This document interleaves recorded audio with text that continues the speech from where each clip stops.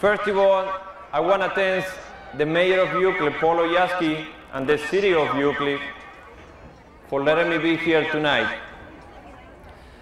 I like to tell the people that I also was born in the USA, and after they hear me speak, they said, yeah, right. But I was born in Uruguay, South America. That's USA. But now I want to share a speech that I wrote about a year ago that expresses what I feel about this great country. And now I want to talk to you about a great place, a place where people do almost anything to get there. Some people may lose their lives, some people may never see their relatives or friends again, and they all have one thing in common. They are looking for hope and opportunity. The place I'm talking about is called the United States of America. The only country that I know, they have to put fences around to keep the multitudes of people from coming in. I know of some countries, they put them in order to keep the people from leaving. What a great place. Free enterprise, freedom of speech, freedom to vote, freedom of religion, freedom to do and be almost anything you want to be. But with that freedom comes the responsibility to do something with your life, to make your life count. Because of the great opportunity in this country, you get to see the nice cars, the big houses, the luxurious vacations. They are so close, you can almost touch them. But if you don't, you may feel bad about it. See, where I come from, not too many people have a chance, so they cannot take it for granted. But here, it's almost an obligation. The Bible says, to whom much is given, much is going to be required. So because we live here, we better do something with our life to make our life count. About 5 years ago, some people were complaining the way immigration was giving visas to people to come here and work. For instance, where I come from, it takes between 10 to 15 years to maybe get a visa to come here and work. And if you come in as a tourist, you must have proof that you're going to go back, like immediate family, money in the bank, or real estate.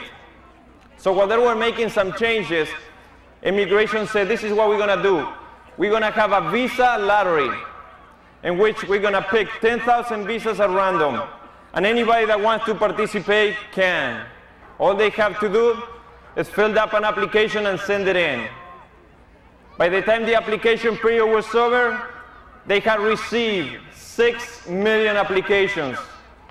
And I can guarantee you that not everybody knew about it.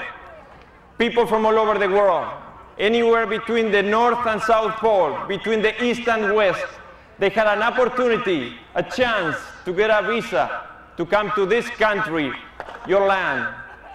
When the moment came, what a moment for the persons in charge of picking up these visas from these huge barrels.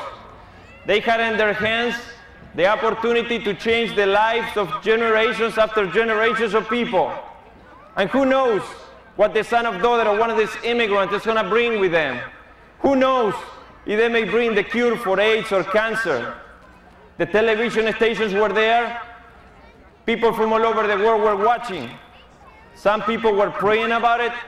Some people were dependent on it. It was exciting. They picked the first one out. Wow! It was a family from East Germany.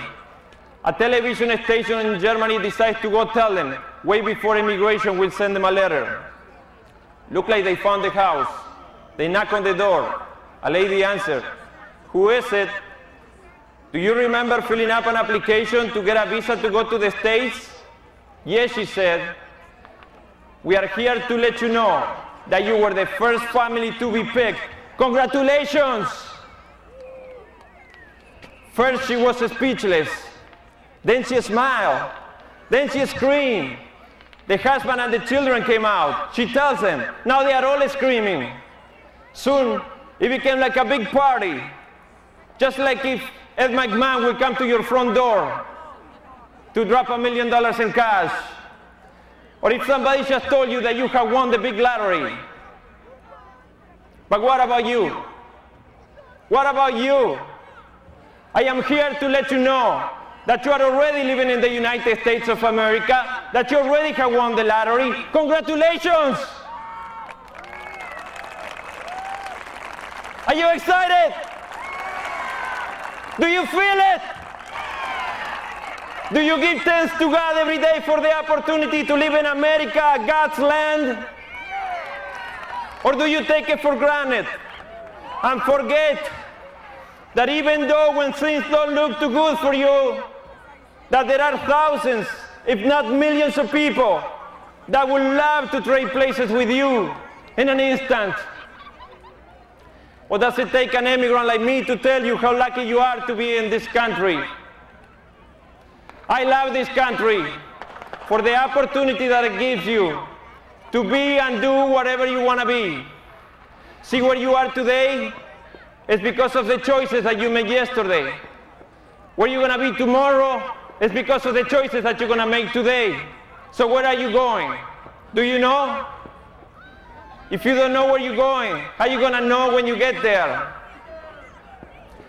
The people of this country are the most generous people in the world. They are always donating time and money. With the military, for instance, they are like the big brothers of the world. They are always watching, putting out fires wherever a fire may start. When there is a starvation, they send food and money. They even go there to help feed the children, regardless of the diseases that they could catch. Every year, thousands of people go around the world to teach about God and the gospel. When Russia freed themselves from the Communist Party, I heard of a group of farmers that went over there to teach them how to farm and become more productive. But yet, when you travel overseas, all you hear is how bad the Americans are, how greedy, how selfish. I used to think that way myself, until I came over here and find out that the reason the people feel that way is because they don't know any better. All they know is whatever they read in the newspaper or listen in the news that are being manipulated by their governments by blaming the Americans for any mistakes they do. But then I find out that here too, if all you do is just listen to the news and read the newspapers, man, you think that everybody is bad and that this country is going down the tubes. But I'm here to tell you that the majority of people are good people. That the small percentage of people that makes it in the news is so insignificant that it doesn't make any difference. But unfortunately, that's what most people like to read and watch, like those TV talk shows. And if you put in that kind of garbage in your mind, don't expect anything good to come out. But if on the other hand, you listen to positive thinking tapes, you read self-help books, you belong to a great church or organization that is positive and optimistic about the future, I promise you that sooner or later, your dreams will come, and your time will be here. And in this land, America, you can truly live happily ever after.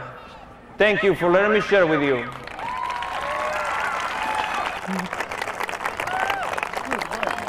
Thank you. That was a wonderful, moving speech, Mr. Abreo. Thank you very much. Thank you very much. And now we're ready to dance. Everybody, come on down. That's right, we're going to do some line dances. How about YMCA? We need everyone down here